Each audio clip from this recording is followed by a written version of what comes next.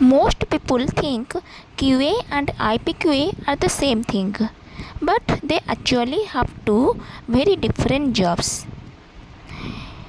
Emphasizing the practical shop floor reality. If a batch fails, who is responsible? Is it the person in the office or the person in the production floor? That is the core difference between QA and IPQA. While QA builds the systems to prevent mistakes, IPQA is there to catch them the moment they happen.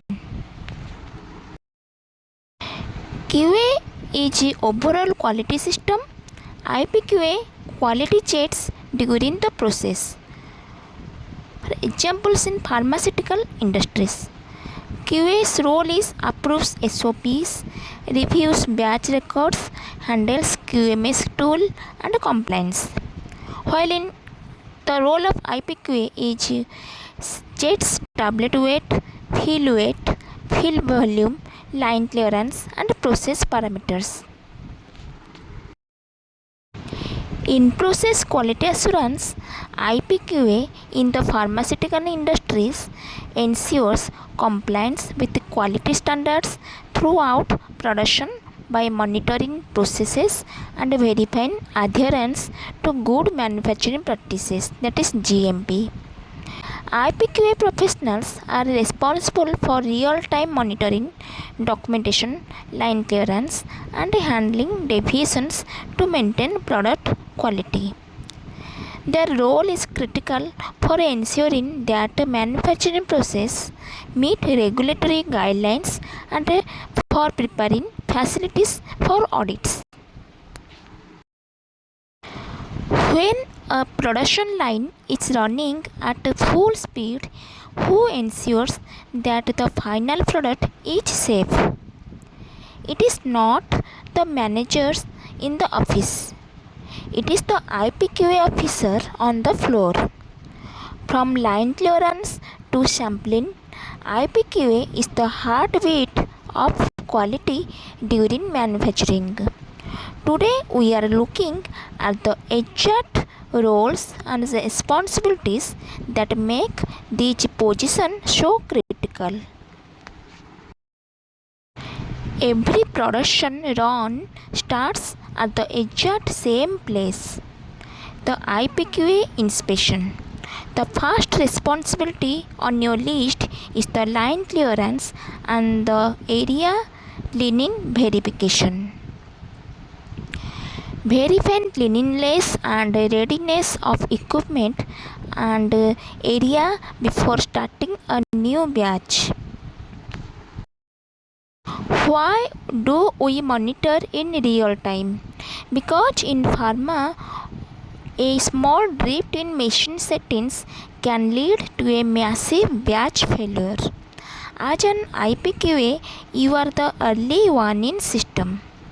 By performing hourly checks on weight variation and disintegration, you catch deviations before they become out of specification disasters.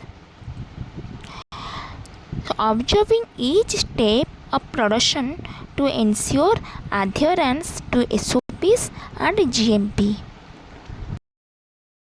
We have cleared the line and we are monitoring the machines. But how do you know the product is actually meeting its specifications? That brings us to the third responsibility in process testing. This is the hands-on science of IPQA. Whether it's a testing tablet harness, lead testing for strips, their steps provides the physical proof that the batch is high quality. Conducting checks like viscosity, hardness, pH and sampling during production. We have cleared the line, monitored the machines and tested the product. But in the eyes of the regulators, if it is not documented, it did not happen. The fourth major responsibility of an IPQA officer is the real-time batch record review. This is not just checking boxes, it's verifying the legal birth certificate of the medicine. Every signature and every timestamp must be perfect before that batch can move forward. Ensuring documentation is complete, accurate, and deviations are properly recorded.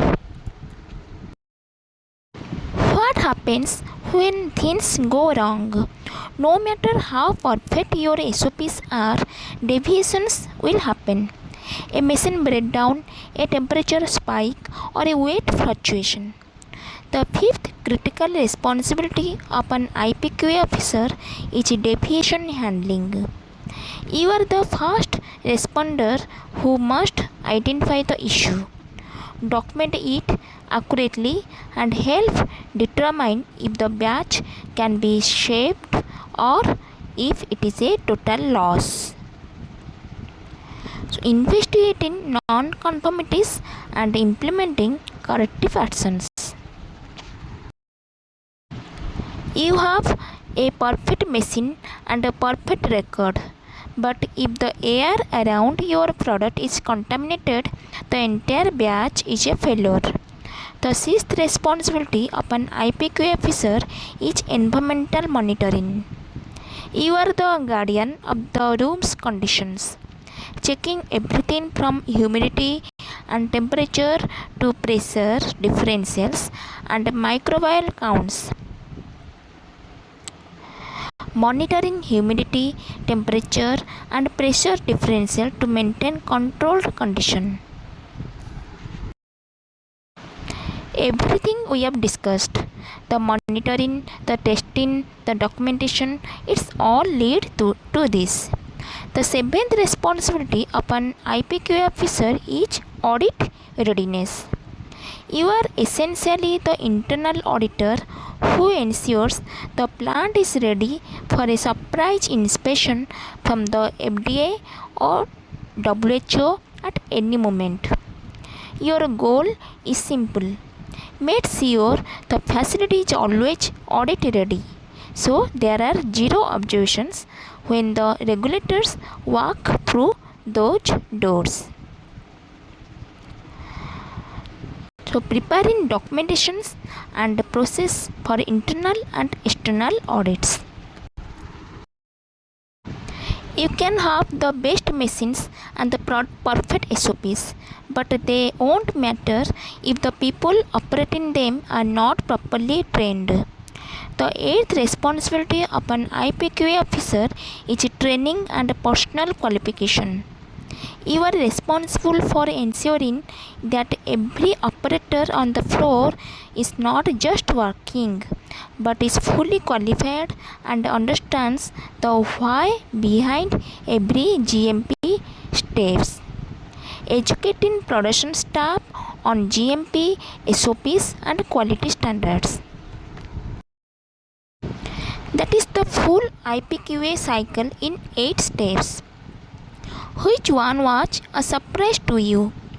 Drop a comment, share this with a colleague who is new to the floor, and subscribe for more 60-second pharma lessons.